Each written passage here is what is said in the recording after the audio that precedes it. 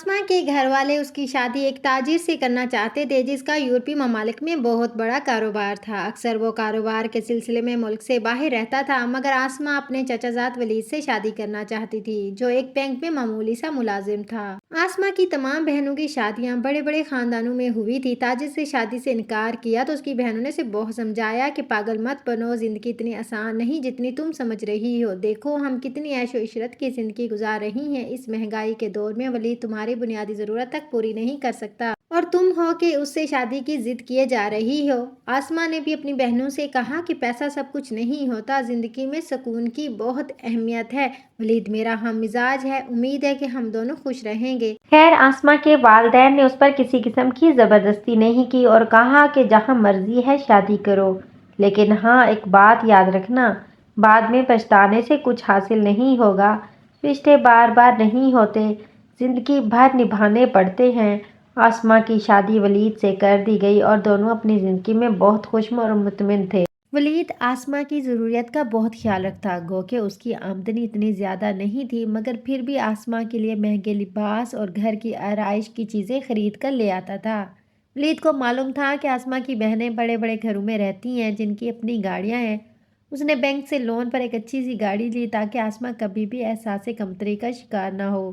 شادی کو ابھی کچھ ماہ گزرے تھے کہ اچانک رات کو ولید کی طبیعت خراب ہوئی۔ اس کو سانس لینے میں مسئلہ ہو رہا تھا اور پورا جسم کانپ رہا تھا۔ آسما بہت پریشان ہوئی۔ رات کے 2 بج رہے تھے۔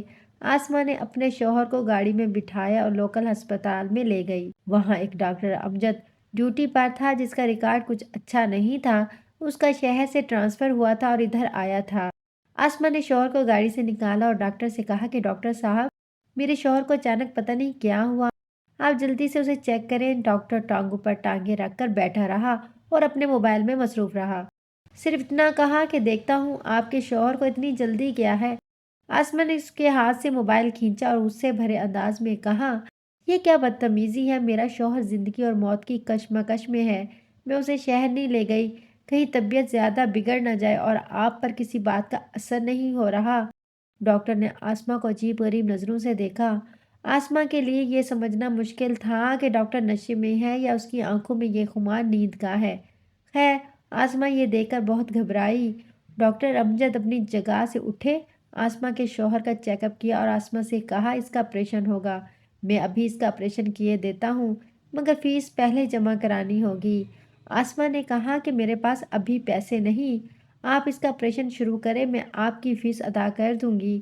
ڈاکٹر نے مکاری دکھاتے ہوئے کہا کہ فیس اب بھی آپ کے پاس ہے، شوہر کی زندگی بچانا چاہتی ہو تو زندگی کے 10 منٹ مجھے دے دو، تمہارے پاس اور کوئی راستہ نہیں، یہاں سے شہر کافی دور ہے، راستے میں ہی تمہارا شوہر دم توڑ جائے گا۔ بہرحال وہ کبھی اپنے شوہر کی طرف دیکھتی تو کبھی ڈاکٹر کی طرف۔ ڈاکٹر صاحب آپ یہ کیا کہہ رہے ہیں، ڈاکٹر تو مسیحا ہوتا ہے، آپ کیسے ڈاکٹر ہیں، آپ کو ذرا سی بھی شرم نہیں آتی کہ عورت کی مجبوری کا فائدہ اٹھا رہے ہیں۔ ڈاکٹر نے کہا یہ وقت بحث کرنے کا نہیں، جلدی سے فیصلہ کرو کہ تم نے کیا کرنا ہے، اپنے شوہر کی زندگی بچانی ہے یا پھر میت لے کر جانی ہے۔ آسما سر جھکا کر کھڑی رہی، گو کہ ہمت ہار چکی تھی۔ وہ اپنے شوہر سے بہت محبت کرتی تھی اور زندگی بچانے کے لیے کچھ بھی کر سکتی تھی۔ آسما نے ڈاکٹر سے کہا ٹھیک ہے، آپ کی بات ماننے کے لیے تیار ہوں، مگر مجھے رسوا کرنے کے بعد میرے شوہر کا فوراً آپریشن کرنا اور یہ بات کسی کو بتانا نہیں اور مجھے مزید ذلیل مت کرنا۔ ڈاکٹر نے آسما سے وعدہ کیا کہ یہ راز کسی کو نہیں بتاؤں گا۔ ڈاکٹر آسما کو ایک سرد خانے میں لے گیا جہاں لاشوں کا پوسٹ مارٹم کیا جاتا تھا۔ انسان کے دماغ پر جب گناہ کا جنون ہو تب وہ یہ نہیں دیکھتا کہ کہاں پر گناہ کرنے جا رہا ہے۔ وہ ایک قسم کا مردہ خانہ تھا جہاں لاوارث لاشیں پڑی تھیں، مگر ڈاکٹر کو کسی قسم کا خوف نہیں تھا اور اس نے آسما کو اپنی ہوس کا نشانہ بنایا۔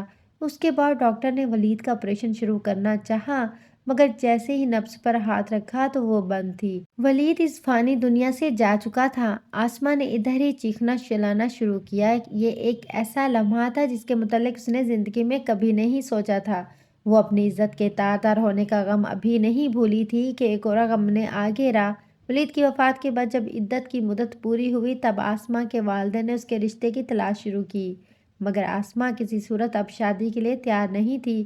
اس کا مرد ذات سے اعتبار ختم ہو چکا تھا۔ ولید کی وفات کے 6 ماہ بعد آسما کو ایک انجانے نمبر سے ویڈیو موصول ہوئی، جس کو دیکھنے کے بعد اسے اپنی آنکھوں پر یقین نہیں آیا۔ ایک اور مصیبت اس کے سر پر آ گری۔ یہ ایک سرد خانے کی CCTV کیمرے کی ویڈیو تھی جو ڈاکٹر نے نکالی تھی۔ ڈاکٹر نے کیمرے سے ویڈیو ڈیلیٹ کروا کر اپنے موبائل میں محفوظ کر دی۔ ویڈیو کے بعد ایک میسج بھی سینڈ کیا جس میں لکھا تھا کہ آسما، مجھے تمہارے شوہر کی موت کا افسوس ہے، مگر قسمت میں یہی لکھا تھا، لیکن اب میں اس رات کو نہیں بھلا پا رہا ہوں جو میں نے آپ کے ساتھ بتائی۔ میں نے بہت کوشش کی مگر میرے لیے ممکن نہیں رہا۔ فلاں ایڈریس پر پہنچنے کی کوشش کرو ورنہ مجبوراً یہ ویڈیو وائرل کرنا پڑے گی۔ آسما نے ڈاکٹر کے نمبر پر کال کی کہ اگر مجھے بھلانا اتنا مشکل ہے تو مجھ سے شادی کر لو، یوں مجھے ہوٹل میں بلا کر رسوا نہ کرو، پہلے ہی تمہاری وجہ سے میں ایک غم سے گزر رہی ہوں۔ مگر ڈاکٹر نے یہی کہا کہ تو جیسی عورتوں کو صرف استعمال کیا جاتا ہے، اپنے گھروں کی زینت نہیں بنایا جاتا۔ آسما نے کافی دیر سوچنے کے بعد اس کے بتائے گئے پتے پر گئی، مگر جب وہ ہوٹل کے کمرے میں داخل ہوئی تب اس کے پیروں تلے زمین نکل گئی، کیونکہ ڈاکٹر کے علاوہ وہاں 2 مزید لوگ موجود تھے۔ وہ واپس مڑنے والی تھی کہ انہوں نے آسما کو زبردستی پکڑ لیا اور اس کی عزت کو تار تار کر ڈالا۔ آسما اب زندہ لاش بن چکی تھی، نہ وہ کسی سے بات کرتی، نہ ہی رات کو ٹھیک سے سو پاتی۔ قسمت نے آسما کو ایک ایسے موڑ پر کھڑا کیا کہ جس کی اسے امید نہیں تھی۔ اب تو اس نے اپنے والدین سے بھی کہہ دیا کہ اب جہاں چاہیں میری شادی کریں، مجھے کوئی اعتراض نہیں۔ والدین نے اس کی شادی ایک سفید پوش انسان سے کی جس کا گاڑیوں کا اپنا شو روم تھا۔ انور صاحب آسما سے 20 سال بڑے تھے مگر رحم دل شخص تھے۔ آسما ڈاکٹر کو بھول نہ پائی، وہ اس کے انتظار میں رہی اور اس امید پر تھی کہ ڈاکٹر اسے دوبارہ کال ضرور کرے گا، مگر ڈاکٹر کی کال نہ آئی۔ اس علاقے کے ہسپتال سے بھی اس کا ٹرانسفر ہو چکا تھا۔ شہر کے ہسپتال سے پتہ کیا مگر ڈاکٹر امجد کا کچھ پتہ نہ چل سکا۔ آسما زندگی میں ایک بار اس سے پھر ملاقات کرنا چاہتی تھی۔ آخر کار وہ دن آ ہی گیا جس کو آسما کا شدت سے انتظار تھا۔ ایک نئے نمبر سے آسما کو میسج آیا اور وہی پہلے والی بات اور ویڈیو کہ میں نے تمہیں بھولنے کی کوشش کی مگر بھول نہیں پایا وغیرہ وغیرہ۔ آسما نے جواباً کہا کہ میں بھی آپ کو یاد کرتی ہوں مگر آپ نے مجھے دھوکہ دیا۔ پچھلی بار آپ اپنے دوستوں کو بھی ساتھ لے آئے تھے جو کہ غلط بات ہے۔ اگر مجھے آپ اتنا مس کرتے ہیں اور بھول نہیں پاتے تو اکیلے میں مجھ سے ملاقات کریں۔ ڈاکٹر نے آسما سے وعدہ کیا کہ اس بار اکیلا ہی آؤں گا، مگر آسما نے کہا کہ میں ایسے یقین نہیں کروں گی۔ جس ہوٹل میں آپ مجھے بلانا چاہ رہے ہیں ویڈیو کال کر کے اس بات کی تصدیق کروں گی کہ کمرے میں کوئی اور موجود تو نہیں۔ ڈاکٹر نے رات 10 بجے کا ٹائم دیا اور یہ بھی کہا کہ ویڈیو کال کے ذریعے اس بات کی تصدیق کر لینا کہ کمرے میں میرے علاوہ کوئی اور موجود نہیں ہوگا۔ آسما اس ہوٹل کے باہر پہنچی اور مقررہ وقت سے 5 منٹ پہلے ویڈیو کال کے ذریعے اس بات کی تصدیق کی کہ کمرے میں کوئی اور موجود تو نہیں سوائے ڈاکٹر کے۔ وہ کمرے میں داخل ہوئی، ڈاکٹر نے اندر سے دروازہ بند کر دیا۔ اس کے بعد وہ ہوا جس کے بارے میں نہ ڈاکٹر نے سوچا تھا نہ ہی آسما کو یقین تھا کہ وہ کر پائے گی یا نہیں۔ اپنے بیگ سے ایک تیز دھار چاقو نکالا اور بے در پہ وار کر کے ڈاکٹر کو موت کی نیند سلایا۔ اس کو مارنے کے بعد بھی آسما کو سکون نہ آیا۔ اس نے ڈاکٹر کے جسم کے اعضاء کاٹنے شروع کیے اور اس کے جسم کو کئی ٹکڑوں میں تقسیم کیا۔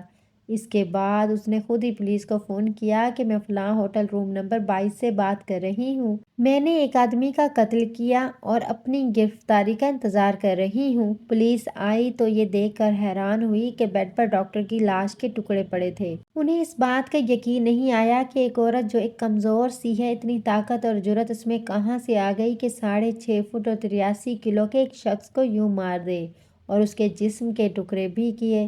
تفتیش کے دوران وہ بار بار آسما سے یہی پوچھتے کہ تمہارے ساتھ اور کون موجود تھا، کیونکہ اکیلی عورت ایسے کیسے کر سکتی ہے۔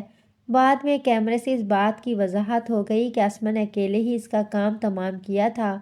آسما اب جیل میں قید ہے۔ اس کے چہرے پر کافی اطمینان نظر آتا ہے کہ اس نے ایک شیطان صفت انسان کو موت کے گھاٹ اتارا ہے۔ ایک ایسا شخص جس نے اس کی زندگی برباد کر دی تھی اب وہ سکون محسوس کرتی ہے۔